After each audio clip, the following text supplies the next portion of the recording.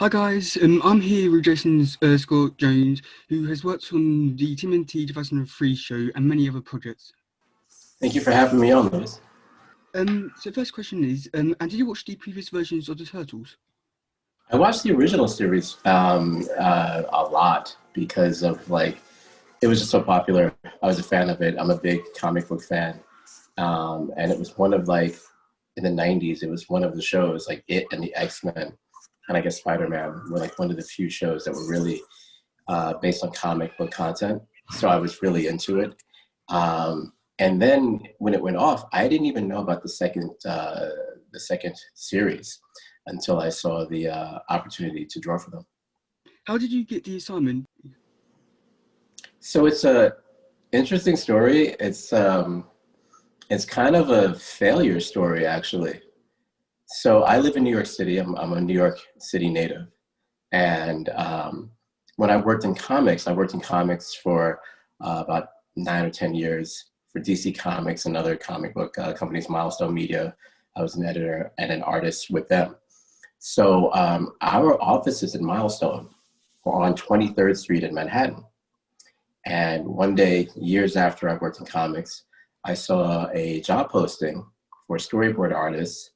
And I think all it said was that it was a children's entertainment company. It didn't say the name. But I guessed based on things in the posting that it was for kids entertainment. And I was surprised they were in New York because there's not a lot of animation houses and production companies in New York City.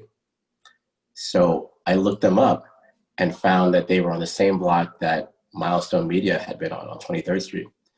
And I had this good or bad habit. If I saw postings for positions that I thought I was qualified for, I wouldn't bother with an email or a text. I would just go to the office. So I saw this posting and I thought, I haven't actually done a lot of storyboard work, but I've done a lot of comic work.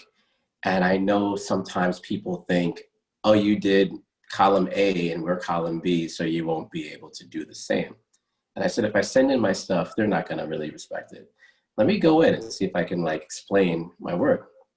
So sure enough, I got my portfolio, I went into the office, and when I got to the receptionist, I said, yeah, I'm here for the job. And of course, she has no idea what I'm talking about. And she asked me some questions, and I just was like, yeah, the job. And eventually she's like, I guess you're here to see someone. I don't remember their name.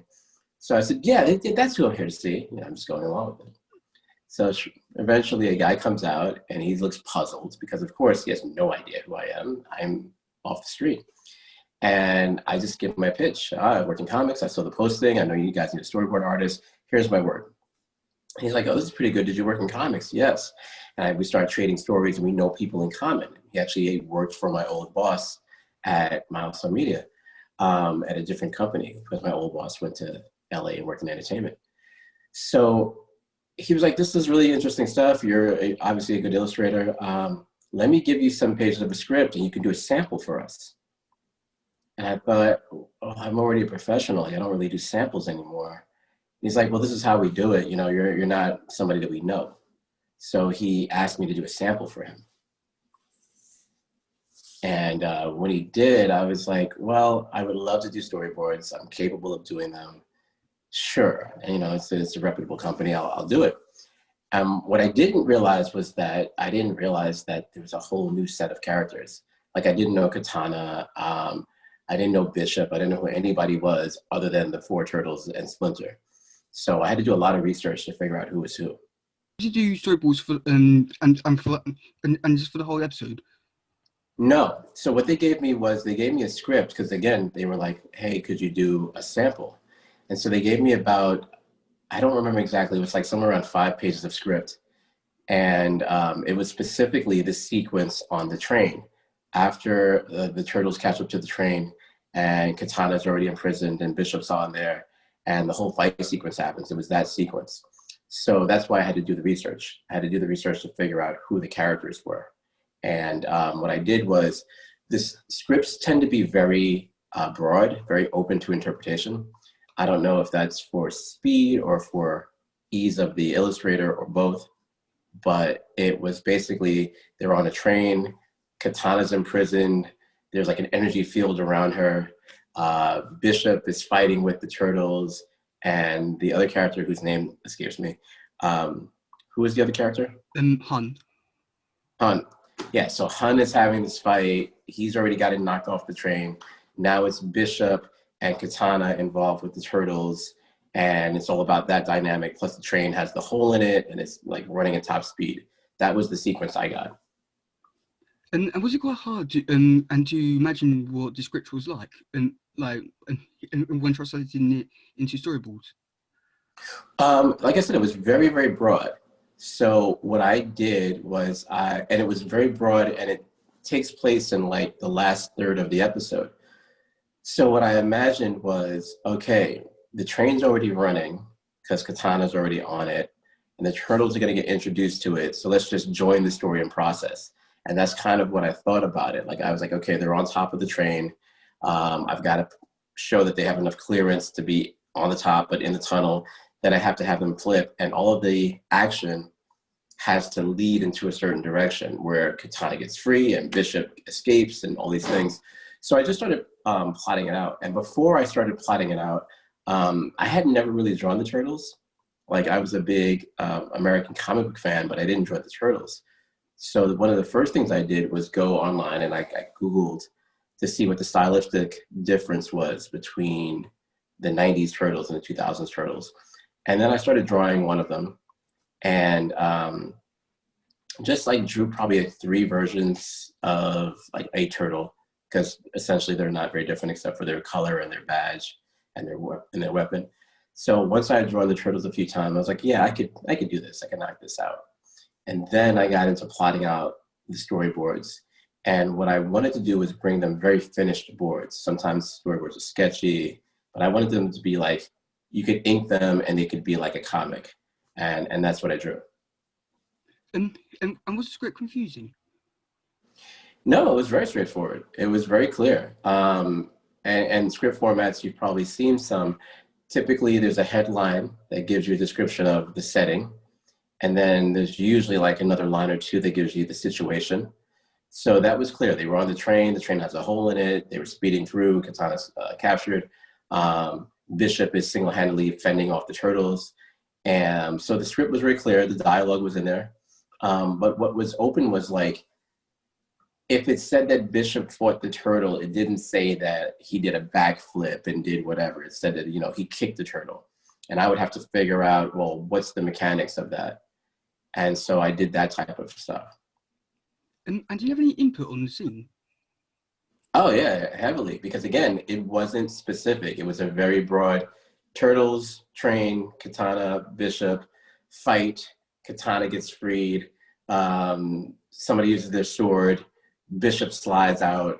It was very, very broad. So all the details of it, I was excited about, because as a tryout, as a sample or a spec piece, I thought, this is great. I get to show off my sense of storytelling and my sense of action. And so I was really, really excited about it. But then something not so great happened. And when creating storyboards, did you go with a specific art style, or did you go with the show art style? You have to go with the art style of the animation. You have to, of the program. And so I had done some different type of work at Nickelodeon. It wasn't storyboarding; it was production design. And while I was at Nickelodeon, I got a chance to see the character designs and the guidebook for SpongeBob and a couple other characters. And it shows very specifically how they're drawn, so that anyone who comes on to a project, like that's an animated project, can be consistent. The main thing in animation is that it has to be consistent.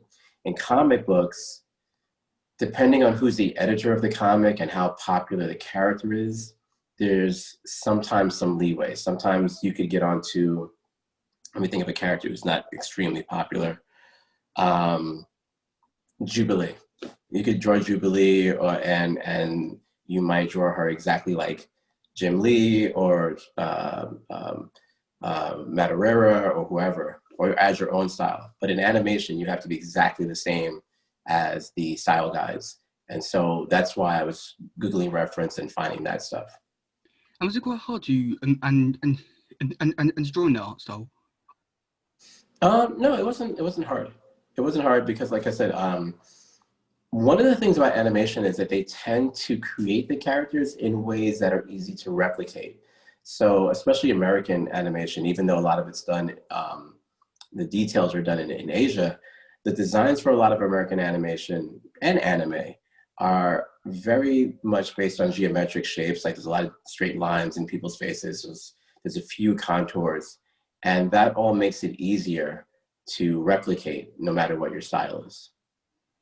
And and what's your favorite project and you've been a part of? Oh, I was just talking about a Wu-Tang Clan album that I contributed to. There was a team of artists who worked on one of the albums of the Wu-Tang Clan. And the album is the Liquid Swords album by The Genius, AKA The GZA. That came out in 95. And I was one of the people who was brought aboard to work on it. I actually did the digital color for it. It was like a sketch that was refined in ink by a couple of artists. The sketch was originally drawn by Dennis Cowan, who is a renowned comic book artist. And then I came on and did the color. And that album, for its music content, is an iconic album in hip hop. And I like hip hop. So I'll be listening to like Spotify and it'll pop up, like the song will change.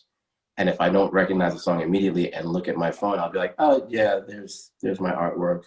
So that's like one of the things that I'm proud of, and it's like most spectacular. But I've worked on a lot of TV projects and comic book projects. The characters from Milestone Media are popular with a lot of people. So there's a character called Static that became an animated character in a show called Static Shock. And I was a painter on that. I worked on Icon and Hardware and pretty much all of the characters of Milestone Media. I worked on Impulse at DC, The Flash, Wonder Woman, and I worked on just like a lot of different projects here and there over the years. Currently, there's a short animated, very simple animated sequence I worked on for a documentary that I don't think I can talk about yet, but it's going to be on Netflix sometime in the near future. And so, yeah, there's a lot of things I've been fortunate enough to be part of, but the Wu-Tang Clan album is probably the most popular and thing that I'm most proud of.